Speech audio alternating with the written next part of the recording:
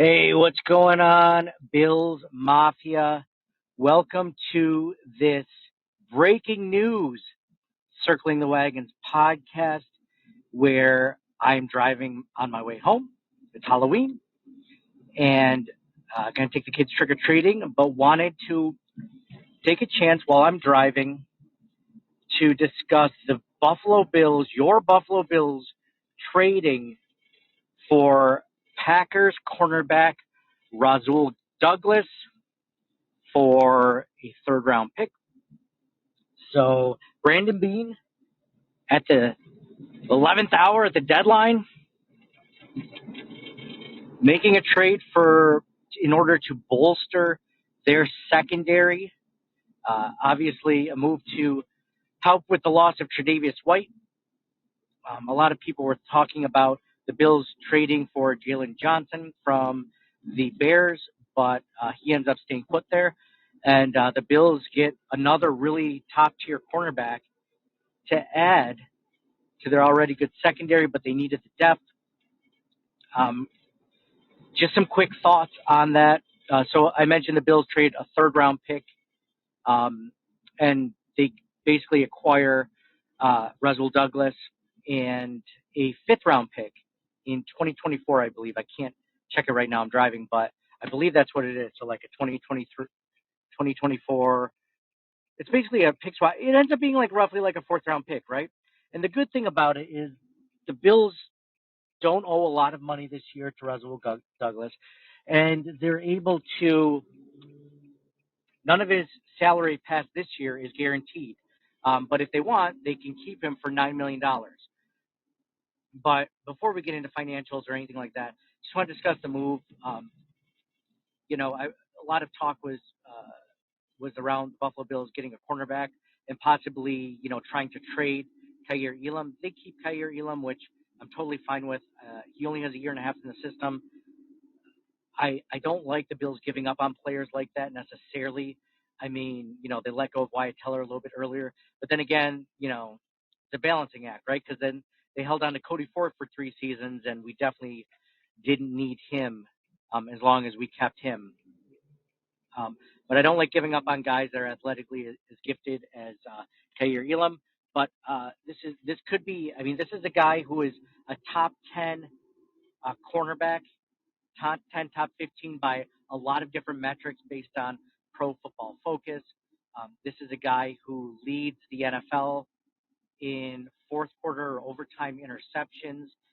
He had an interception against Josh Allen last year when they played. He was actually, if you guys remember, he was actually that cornerback that came up and said something to Josh, or Josh told him, "You suck."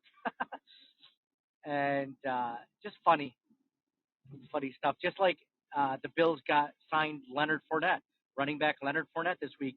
And if you remember, he was the guy that came off the sidelines and started a fight with Shaq Lawson against when he was with the Jaguars. So things coming around, things coming full circle for the Buffalo Bills and previous opponents.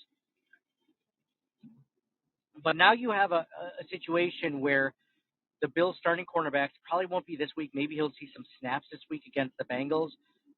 Obviously, he's a zone coverage guy, so he fits perfectly within the scheme for Buffalo as a guy that can hopefully just be a plug-and-play player the rest of the season. I'm sure they're banking on it, not knowing exactly if they'll re-sign him for next season or pay him that $9+ million that he's owed. So this is a perfect time to schedule. The Bills have not only the Bengals this week, but they also have the Chiefs coming up.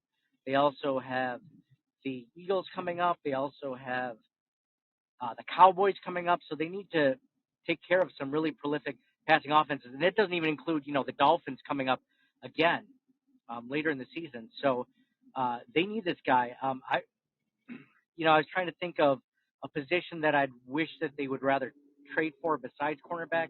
Maybe defensive tackle. Like, it didn't seem like, I don't know, that Leonard Williams trade was interesting. Might have considered it, but a second and a fifth, I don't know, kind of high. And I don't know if the Bills could really afford it. So I really like this trade. Not someone I was definitely, looking at for the Bills to trade because I mean pretty much everyone's on the table unless you're not in the playoff picture.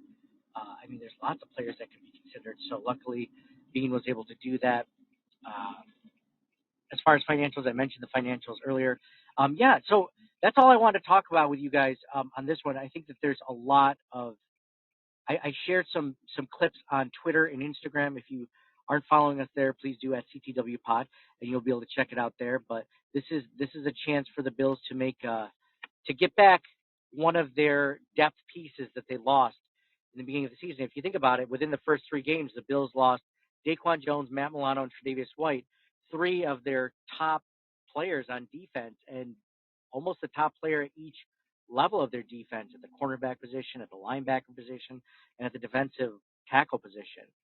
Uh, so there's a huge loss. They get one of those pieces back, hopefully for a deep run. Maybe they get Daquan Jones back, by the postseason or right before that.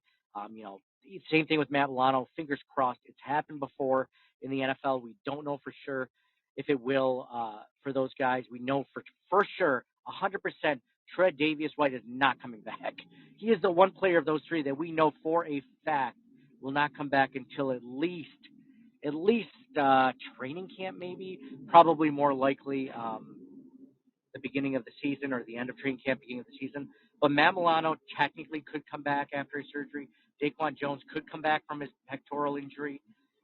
So these are all things to take care of. So anyways, just wanted to get on the line with you guys, let you know what was going on, how excited that you should be for this trade, how excited I am for it. It's funny with Rasul Douglas. Like, I know I've heard of him. I haven't followed his career closely, but one of the things I like to do is when a trade or a free agent acquisition happens, and if you've been listening to our podcast for a few years, this is what I like to do. I like to go to the other fan bases' message boards and see what they think, right? Because I mean, if you see, like, if the Bills had traded Kaiir Elam, under the Ian Rappaport tweet or the Adam Schefter tweet or whoever broke the news, underneath would be like all Bills fans would be saying, good, glad, don't let the door hit you on the way out, blah blah blah. I totally get that. We would be or we might be like, well, it is what it is. But if we lost a really good player, we'd be like, oh man, this sucks. I can't believe it. And that's all Packers fans were saying for Rasul Douglas getting traded. Like, what? Are you kidding me? This sucks. All those things. And I feel bad for Packers fans, but at the same time, that's the reaction you want in a trade. They didn't give up a ton, and they were able to get, a possibly top 10, top 15 cornerback. So lots of interesting things happening. Again, at the 11th hour for Brandon Beane, the whole time we were using that, the stick emoji where the guy's just poking at him, come on, do something, right? Like, that's what we were thinking of with Brandon Beane, and he did something. So you got to be excited about this. Thank you guys all for listening. I forgot to mention, this episode is brought to you by the Twin Spire Sportsbook at Delago. If you're in the Western New York or Central New York area, check out the Delago Resort and Casino in Waterloo, New York. I hope you guys are all enjoying your Halloween. Hopefully you guys are all trick-or-treating. I love seeing all of the pictures on social media of, kids, dogs, people dressing up as Bills fans. Or Bills players, mostly Josh Allen, of course. I went to my son's Halloween elementary school parade, and they basically walk around the school with all their costumes on, and a lot of Josh Allens. There's been Josh Allens obviously for several years since they've been doing this, but I mean, before that, when was the last time you saw a Bills player actually people wanted to dress? It might be like a generic Bills player, but I mean, little kids weren't dressing up as EJ Manuel, were they? Or even Trent Edwards or Ryan Fitzpatrick. Josh Allen, it's cool. It's a cool time to be a Bills fan, is what I'm saying. Rasul Douglas trade talk aside, I mean, it's a great time to have an amazing franchise quarterback like Josh Allen that kids actually want to dress up as and all that fun stuff. So I hope you guys enjoy your Halloween. Hopefully you guys get a lot of trick-or-treaters. Hopefully you guys don't run out of candy, and that you also bought a special bag of candy for yourselves. which is like, you kind of lie to yourself saying, oh, this is, just in case we get a lot of trick or treaters this year, even though you normally get like 40, but you bought like 6 bags just to be safe. And you're like not putting out the Reese's peanut butter cups till like the end. You're saving them for yourself or whatever. Not that I've done that or anything, but uh, anyways, go Bills. Again, this episode is brought to you by the Twin Spires Sportsbook at the Delago Resort and Casino. Go Bills. We're going to talk to you guys Sunday after the Bills Bengals game on Sunday Night Football.